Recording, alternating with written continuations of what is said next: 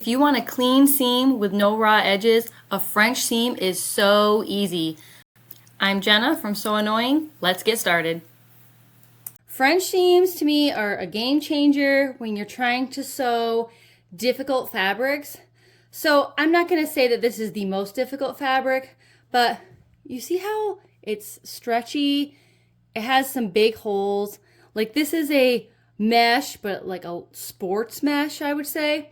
So the holes are larger, so it just makes it so that your stitches, they have the potential of like skipping and things like that.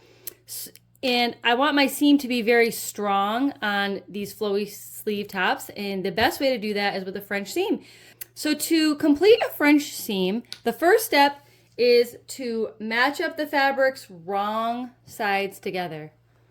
So I'm going to open up this shirt.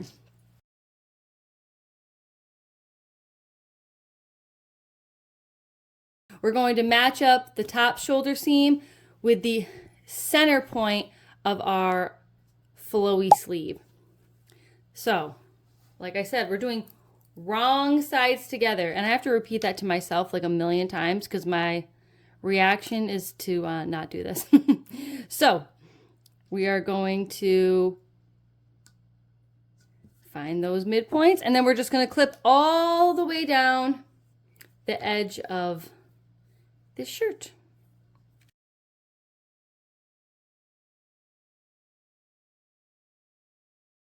Okay, it's time to sew these sleeves onto the t-shirt. And once again, I am at my serger. This can totally be done on a regular sewing machine. I would consider doing maybe a triple stitch or a lightning bolt stitch.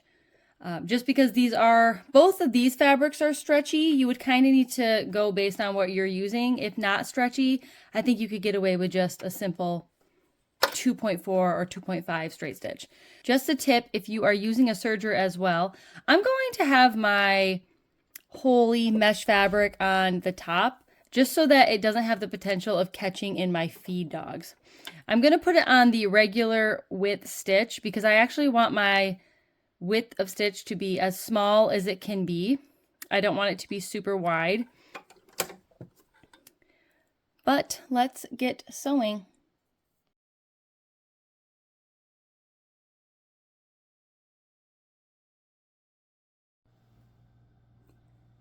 Not even gonna lie, if I wasn't doing a tutorial about a French seam, I would probably leave this shirt like this because I actually like the way it looks. Kind of gives an edgy vibe, and it totally goes with this shirt. But since I'm doing a tutorial, I'm going to finish my French seam. So you notice how we have an exposed seam here, and if it didn't look so cool, it would be weird. But we're going to enclose it now. So now is when we're going to the back side of our shirt, so the inside of our shirt, and we're actually going to roll this seam in our fingers. And you can iron this right now, or you could clip it. Because of this fabric right here, I'm probably going to just clip it and take it to my sewing machine, but ironing totally works as well. But we're just rolling that seam in our fingers. We're getting it nice and flat.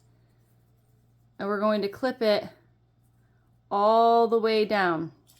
And I'm going to give you a sneak peek of why we're doing this if you've never completed a French seam before. The first time I ever did a French seam, it was following an Okla Roots tutorial for her shopping tote. And at that time, I wasn't making any clothes or doing anything of the sorts. I just thought it was cool. And I liked how strong it made the seam. And the same thing applies when making shirts that have like a daintier fabric. It strengthens the seam.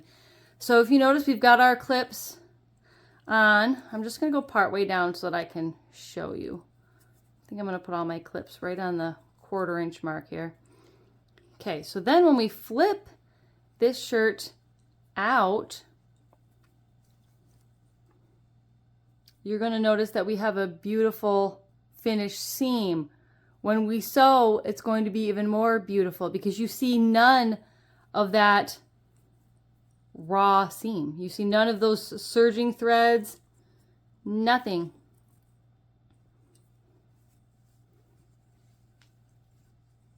It's just such a wonderful technique, especially if you're working with like a high fray fabric. Like nothing beats this technique. But I'm gonna finish clipping all this up and then we're gonna take it to the sewing machine.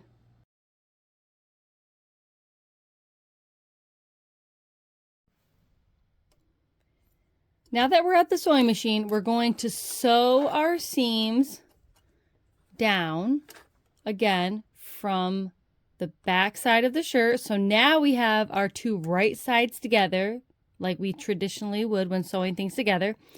But we need to make sure that we are going to encase the seam fully and not have any of it showing. So a good way to do that is to just use any sort of a measuring tool right here. So I have a ruler. This happens to be like a seam ruler. And you just want to measure. And luckily with this fabric, I can actually see because it's so holy. I can see where my seam lies. Usually you could just kind of feel it though. This is a perfect 1/4 inch. So I am going to sew this at a 3/8 inch seam allowance. And I'm going to do that with a 2.5 stitch length.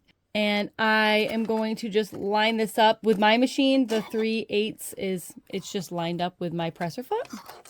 And we're going to sew all the way down. So I'm going to hyperlapse that through and then come back and show you the final result. And we finished sewing those seams and look at the inside seam of that shirt. Like it almost makes you want to do every shirt like this because it's so clean looking. And here is the outside. Now, this is where I get so annoying because I have to do a top stitch. Like you could leave this shirt as is right now and it would be totally fine. But I cannot stand it. So I am going to do a top stitch. And I'm going to back this camera off a little bit so you can see. But I have to decide, like, where am I going to do my top stitch?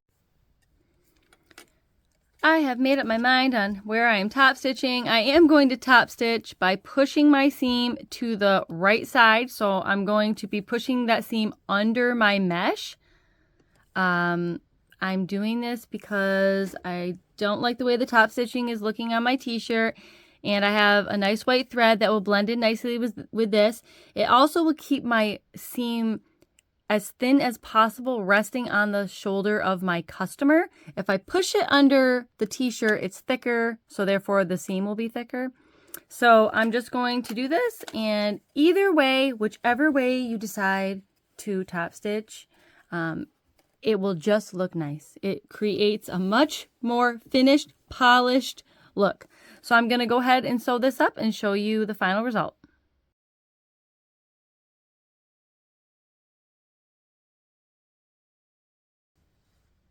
And look at the inside of our shirt. It looks so good. And I actually really like how I decided, and this was not intentional, to push this seam to lie underneath the mesh, because it made it so that instead of this like rough mesh sitting at the seam, it's a nice soft t-shirt. So that's much better if you were wearing something like this or a customer is going to wear it. I'm going to give you a sneak peek of what this is looking like on the mannequin. And here is our flowy sleeve top with the French seams. We still have a long ways to go on this, but before I hem it all, the point of this video is just to show you how nice a French seam looks. And this is the inside, and it was so easy. Yes, it's a couple extra steps, but it really makes the world of difference when you're working with fabrics like this. Also, it's great on lots of sheer fabrics. I'm just going to show you. Like this one, this is going to be a pain in my butt. I think it's going to be a high fraying fabric, but I really want to use it because it matches some of my Wicked themed t-shirts. So I'll be using the French seam method here. It's also good on, let's see, let's go over to the fabric wall of doom. Like this is another one I'll probably use a French seam on just because it has some larger holes. But you get the idea, and I hope that video gave you a little bit more confidence on doing a French seam because it really is not that hard.